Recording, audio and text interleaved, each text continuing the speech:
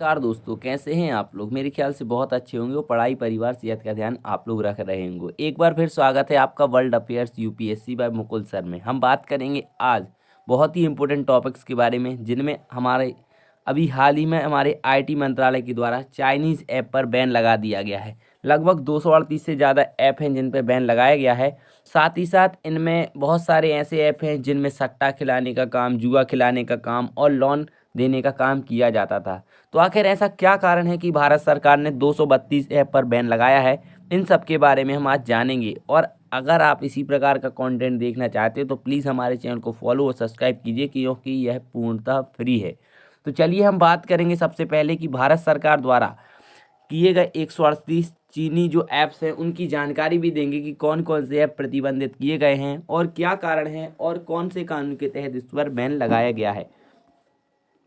तो सबसे पहले सरकार ने चीन एवं अन्य देशों से जुड़े 232 सट्टेबाजी ऋण ऐप को ब्लॉक किया हुआ है। इसके पहले आपने सुना होगा कि सरकार ने पबजी के बारे में और आपने फ्री फायर के बारे में और आपने टिकटॉक के बारे में, इन सब के बारे में सुना होगा कि सरकार ने इन सब पर बैन लगाया हुआ है। लेकिन अभी हाल ही में सरकार ने 232 नए सट्टेबाजी और ऋण ऐप को भी बैक लगाया हुआ है। तो देखेंगे क्या कारण है। और अन्य न्यूज़ अगर हम देखेंगे, may it be met by ban on loan apps include non Chinese player like PayU and LazyPay and Kissht. ये कुछ ऐप्स के नाम हैं जिन पर भी बैन लगाया गया है। भले ही वह ऐप चाइनीज नहीं है, लेकिन भारत सरकार ने बैन लगाया है। तो सरकार ने ऐसे ढेर सारे ऐप्स पर प्रतिबंध लगा दिया है जिनमें थर्ड पार्टी लिंक होता है। इन ऐप्स का इस्तेमाल कर्ज पर ब्याज में 3000% तक की बढ़ोतरी पर कर्ज के जाल में फंसे लोगों को फंसाने के लिए किया गया है। यहाँ सूची अन्य विवरण आपको दिया जा रहा है, यानी कि हम आपको बता रहे हैं कि कौन कौन से ऐप्स को बैन लगाया गया है। मुख्य रूप से उन्हीं ऐप्स को बैन लगाया गया है जिसमें थर्ड पार्टी जो होती है इंक्लूड होती है, यानी कोई तीसरी लिंक जो होती है उसका ही आपको उपयोग करके इसको उपयोग कर सकते हैं। जैसे यदि आप पबजी चलाते हैं, तो यदि आपको भारत में पबजी चलाना होता है तो वीपीएन के माध्यम से ही आप पबजी चला सकते हैं, अन्यथा पबजी नहीं चलाया जा सकता। ऐसे ही कुछ ऐप्स हैं जो प्ले स्टोर पर उपलब्ध नहीं हैं, उन सारी चीज़ों को बैन कर दिया गया है।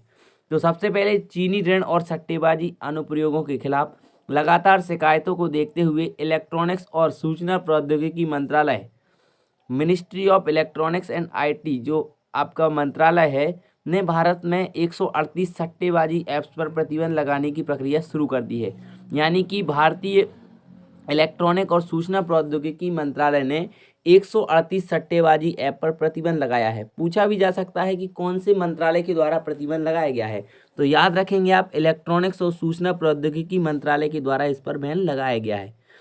Ministry of electronic and IT जो मिनिस्ट्री है को हाल ही में गृह मंत्रालय से नोटिस आया, यानी गृह मंत्रालय ने द्वारा इन एप्लीकेशन पर प्रतिबंध लगाने के निर्देश दिए गए जो चीन के साथ तीसरे पक्ष के लिंक से जुड़े हुए हैं। सूत्रों ने कहा है कि ये सभी ऐप आईटी अधिनियम की धारा 69 का उल्लंघन करते हैं। यानी कि इम्पोर्टेंट बात यही है कि कौन सी धारा के तहत इन पर बैन लगाया गया है, तो आईटी एक्ट 69 जो है उसका उल्लंघन कर रही थी।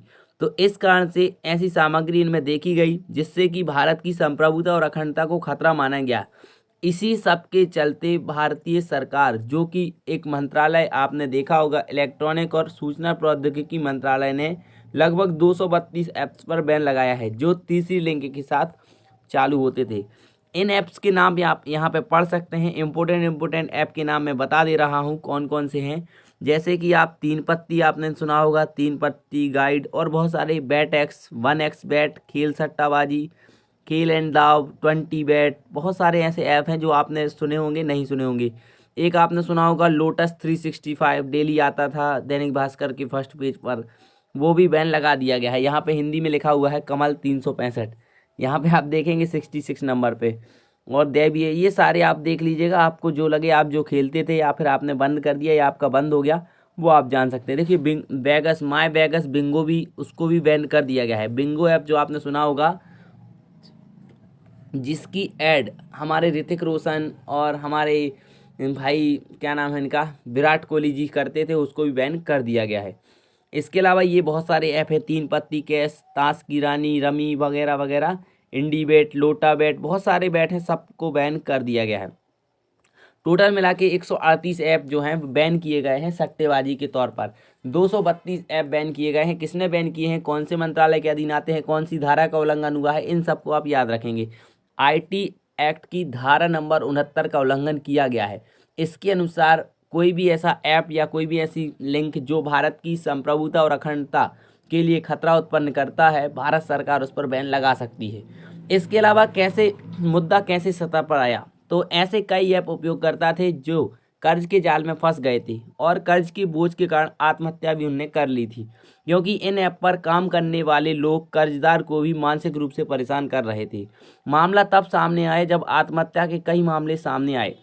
आत्महत्या जो प्रमुख रूप से उन कर्जदारों की थी जिन्होंने आंध्र प्रदेश और तेलंगाना में इन आवेदनों से ऋण लिया था। यानी इमेजिन करो, अगर आपने ऋण लिया है, लोन लिया है, तो आपको चुकाना तो पड़ेगा, लेकिन बहुत सारे ऐसे डिप्रेशन में चले जाते हैं लोग जो घर में बता के लोन नहीं लेते हैं या मम्मी पापा से छुपा के लोन लेते हैं, तो उनको तो डिप्रेशन में जाना कन्फर्म होता है और वही लोग आत्महत्या जैसे कदम उठा लेते हैं। इसके अलावा चाइनीज़ ऐप्स भारतीय यूजर्स को कैसे नुकसान पहुंचा सकते हैं तो देखिए, आपको मालूम होगा कि चीनी अनुप्रयोगों में सर्वर साइड सुरक्षा का दुरुपयोग करने की क्षमता होती है या कोई वायरस वगैरह भी डाल सकते हैं।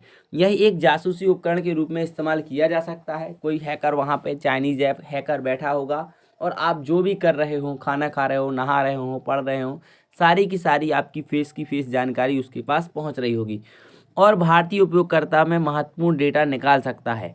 इन सभी ऐप्स को खतरा माना जाता है क्योंकि ये हमारे निजी डेटा तक पहुंच बना सकते हैं और बड़े पैमाने पर जासूसी कर सकते हैं।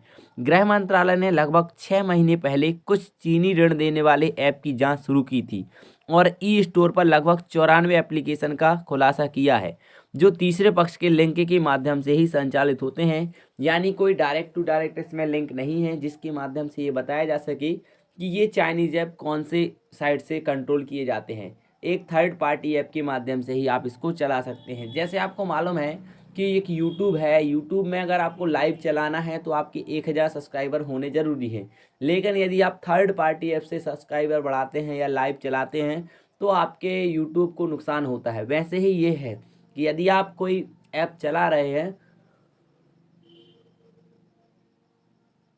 तो डायरेक्ट आपको चलाना पड़ेगा, ना कि कोई थर्ड पार्टी ऐप की वजह से, क्योंकि थर्ड पार्टी ऐप जो होते हैं वो डार्क जोन में होते हैं जिनमें हैकर्स हमेशा ही उसमें अपना वायरस छोड़े रहते हैं जिससे कि आपका मोबाइल और आपका सिस्टम हैक होने की संभावना बनी रहती है और आपका डेटा चोरी होने की संभावना बनी रहती है। तो आई होप कि आप समझेंगे कि कौन कौन सी धारा के तहत भारत में जो चीनी ऐप बंद किए गए हैं, कैसे किए गए, कौन सी धारा है, किस मंत्रालय ने किया हुआ है और क्यों किए गए हैं, इन सारी जानकारी आपको लगी होगी। तो आई होप कि आप लाइक, शेयर एंड सब्सक्राइब जरूर करेंगे और अपने मित्रों को पढ़ने के लिए प्रेरित जरूर करेंगे। तो आप लोग रखिए अपना ख्याल और पानी पीते रहिए और पढ़ाई करते रहिए और अपने उद्देश्य की ओर आगे बढ़ते रहिए। तो मिलेंगे एक नेक्स्ट वीडियो के साथ, तब तक के लिए नमस्कार, जय हिंद।